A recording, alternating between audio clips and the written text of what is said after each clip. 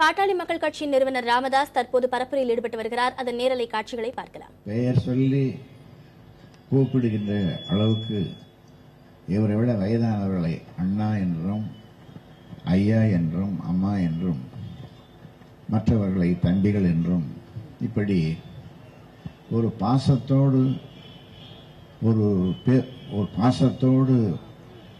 பழகுகின்ற ஒருவரை நீங்கள் மீண்டும் தேர்ந்தெடுக்க வேண்டும் என்று இந்த நேரத்தில் நான் கேட்டுக்கொள்கின்றேன்.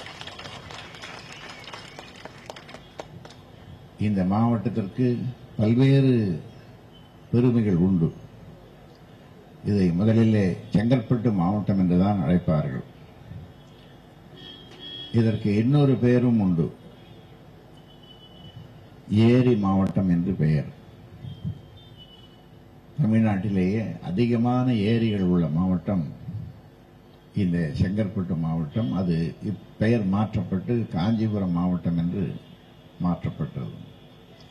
இந்த செஷன்ஸ் கோர்ட் அவர் சொன்னார், செஷன்ஸ் கோர்ட் இங்கிருந்து அங்கே காஞ்சிபுரத்திற்கு போவதை வாதாடி போராடி தடுத்ததை பற்றி அவர் இங்கே குறிப்பிட்டார். அப்பொழுது அது பற்றி என்னிடமெல்லாம் கூட விவாதித்திருக்கிறார்.